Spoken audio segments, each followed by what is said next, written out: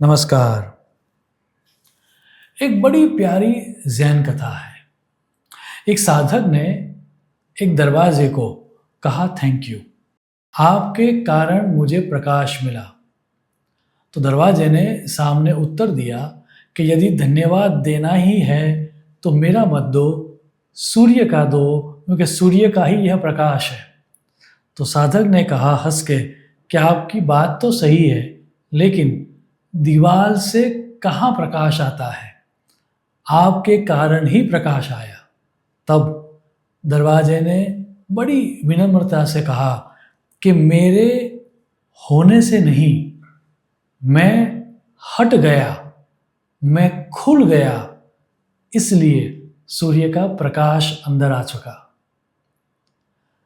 सर्वत्र जो व्याप्त परमात्मा का तत्व है, जो पूरे ब्रह्मांड में रमण करता है, ऐसा जो परमात्मा का तत्व है उसको राम कहते हैं। और उस राम को हमारे तक पहुंचाने का काम जो करते हैं उसी को हनुमान जी कहते हैं। सर्वप्रथम हम चौपाई के शब्द को देखेंगे और उसके बाद चौपाई के पीछे जो गूढ़ रहस्य छिपा हुआ है वो देखेंगे। चौपाई के शब्द है, रामदूत अतुलित बल धामा, अंजनी पुत्र पवन सुत नामा। एक एक करके शब्द के अर्थ को समझते हैं। रामदूत का मतलब है श्री राम जी के दूत। अतुलित का मतलब है जिसकी तुलना नहीं हो सकती, अनकंपेरेबल, इनक्रेडिएबल। बल अर्थात स्ट्रेंथ। धामा का मतलब है निवास या भंडार। अंजनी पुत्र अर्थात अंजनी के पुत्र। पवन सुत अर्थात पवन के पुत्र। नामा अर्थात नाम से प्रसिद्ध। सो पूरी चौपाई का अर्थ ये होता है, श्री राम के दूत, अतुलित बल के भंडार, आप अंजनी और पवन के पुत्र के रूप में प्रसिद्ध हो। अब ये जो चौपाई के शब्द है उनको डिकोड करके इनका रियल अर्थ समझते हैं। सर्वप्रथम जो शब्द कहा गया वो है रामदूत, और उसमें दो शब्द है, राम और दूत। तो सर्वप्रथम तो हमें ये समझना पड़ेगा कि ये राम का अर्थ क्या है, और राम का अर्थ समझने के लिए हमें जाना पड़ेगा निरुक्त ग्रंथों में। निरुक्त ग्रंथों में राम शब्द का अर्थ ऐसे कहा गया है कि वह रम धातु से बना है। रम का अर्थ है रमण या निवास, जो प्रत्येक के हृदय में निवास करते हैं और जो सर्वत्र व्याप्त है वो राम है। भगवान शंकर एवं ब्राह्मण संहिता में यह स्पष्ट सूत्र दिया गया है, रमन्ते सर्वत्र इति रामः। जो सभी जगह अवेलेबल है उस तत्व को राम कहते हैं। कुछ विद्वानों ने राम शब्द का एक और भी अर्थ दिया है जो बड़ा इंटरेस्टिंग है। जैसे राम शब्द बना है 3 अलग अलग अक्षरों से, र, आ और म। और उसके बारे में बात करते हुए शास्त्रों ने कहा कि र का मतलब है रसातल, आ का मतलब है आकाश, और म का मतलब है मृत्युलोक। अर्थात जो आकाश, पाताल और धरती ये तीनों लोक में व्याप्त है, या तीनों लोक के जो स्वामी हैं उस तत्व को राम कहते हैं। और उसी तत्व के रिप्रेजेंट करने का या फिर उस तत्व को हम तक पहुंचाने का काम हनुमान जी करते हैं। दूसरा जो शब्द दिया गया है वह शब्द है दूत।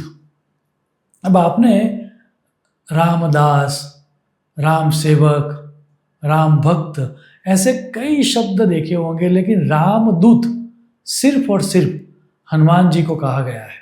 और वो उसका कारण ये है क्योंकि दूत में 21 तरह के गुण होते हैं। नीति ग्रंथों में बहुत ज़्यादा रेफरेंसेस दिए गए हैं कि एक दूत के अंदर क्या क्या क्वालिटीज़ होनी चाहिए। विद्वानों के लिए एज ए रेफरेंस मैं यहाँ पर एक श्लोक दे रहा हूँ। मेधावी वाक्पटुः प्राज्ञः परचित्तोपलक्षकः धीरो यथोक्तवादी च एष दूतो विधीयते। शास्त्र में ये कहा गया है कि ये 21 क्वालिटीज एट इज बेस्ट पूर्ण मात्रा में हनुमान जी में है, और इसीलिए हनुमान जी को रामदूत कहा गया है। अब एक और इंटरेस्टिंग क्वालिटीज उसके बाद आती है, और वो है अतुलित बल धामा, अर्थात उनके बल की तुलना किसी के भी साथ नहीं की जा सकती, उतने ज़्यादा स्ट्रेंथ वाले हनुमान जी है। अब हनुमान जी की स्ट्रेंथ कितनी थी वो सब हम जानते ही है, लेकिन आपको एक अननोन कथा में यहाँ पर कहना चाहूँगा।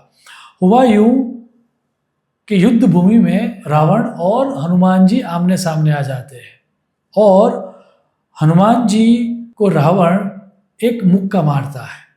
वो मुक्का लगने से हनुमान जी अपने घुटने के बल बैठ जाते हैं।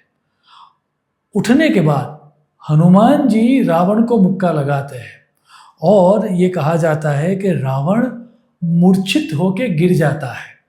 जब वो होश में आता है तब रामचरित मानस की ये चौपाई आती है, मूर्छा गए बहोरी सो जागा, कपिबल विपुल सराहन लागा। अर्थात इतना बल था कि एक मुक्के से वह रावण को मूर्छित कर सकते थे। कई कथाएं हनुमान जी के बल के बारे में है, जिसके बारे में यहाँ पर बात नहीं कर रहे हैं। उसके बाद बात आती है अंजनी पुत्र पवन सुत नामा, अर्थात ये कहा गया है कि वह अंजनी और पवन के पुत्र है। अब इस कथा को समझने के लिए हमें पुराणों की ओर जाना पड़ेगा। हुआ यूं कि पुंजिक स्थला नामक एक अप्सरा थी, वह इंद्र की सभा में थी। उसी समय इंद्र की सभा में दुर्वासा मुनि आते हैं, और पुंजिक स्थला से दुर्वासा मुनि का अपराध हो जाता है। सो दुर्वासा मुनि उसको श्राप देते हैं कि तुम्हें पृथ्वी लोक में वानर रूप में जन्म लेना पड़ेगा। जब पुंजिक स्थला की रियलिटी को वो जानते हैं, उसके पश्चाताप को वो जानते हैं, तब वो अपने श्राप में थोड़ा मॉडिफिकेशन करते हैं, और वो ये कहते हैं कि तुम्हें मादा बंदर फीमेल मंकी के रूप में जन्म लेना पड़ेगा, लेकिन जब तुम चाहोगी तब तुम मानव रूप ले पाओगी। ये पुंजिक स्थला का ही जन्म अंजनी के रूप में हुआ, और अंजनी का ही विवाह वानवराज केसरी से होता है। अब केसरी और अंजनी ये दोनों पुत्र की इच्छा के लिए मतंग ऋषि के पास जाते हैं। वहाँ पर ऋषि उनको कहते हैं कि तुम्हें 12 वर्ष की तपश्चर्या करनी चाहिए। तो वो लोग 12 वर्ष की जब तपश्चर्या करते हैं, तब वायु देवता उनको उत्तम प्राप्ति होगी ऐसा वर देते हैं। अंजनी देवी ये वर मिलने के बाद मानव रूप लेकर सुमेरु पर्वत पर विहार कर रही थी, तभी उनको लगता है एज इफ उनको कोई छू रहा है, कोई स्पर्श कर रहा है। तो अंजनी थोड़ा गुस्से में आकर ये पूछती है ये कौन है और कौन मुझे इस तरह से टच कर रहा है। तब वायुदेव प्रकट होकर कहते हैं कि डरो नहीं, मैंने अव्यक्त होकर मानसिक रूप से तुम्हारे अंदर मेरा तेज स्थापित किया है, और तुम्हें मेरे जैसे पराक्रमी, बुद्धिमान और कहीं पर भी आने जाने में समर्थ हो वैसे पुत्र की प्राप्ति होगी। वाल्मीकि रामायण का यह स्पष्ट श्लोक है, महासत्वो महातेजा महाबल पराक्रमः लंघने प्लवने चैव भविष्यति मया समः। अंजनी देवी माता होने के कारण अंजनी पुत्र, और पवन देव निमित्त होने के कारण पवन सुत उनका नाम कहा गया है। जैसा कि हम इस सीरीज में पहले भी कह चुके हैं कि गोस्वामी तुलसीदास जी ने हनुमान चालीसा की रचना ही इसलिए की है ताकि हमें जो चीज़ चाहिए वो हमें प्राप्त हो पाए। यदि कोई निसंतान दंपति है और वह निसंतान दंपति अच्छे संतान की प्राप्ति के लिए यदि इस चौपाई का जाप करेंगे तो उनको अच्छे संतान की प्राप्ति होगी।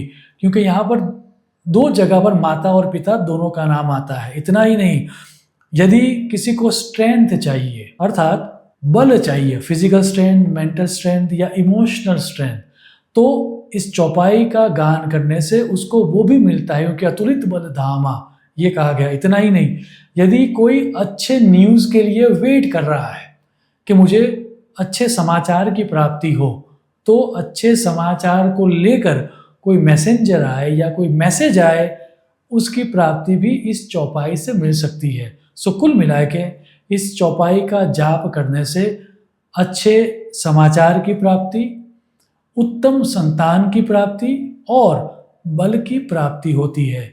मुझे आशा है कि यदि आप इस चौपाई का इस तरह से उपयोग करोगे तो ये तीनों चीज़ों की आप प्राप्ति कर पाओगे।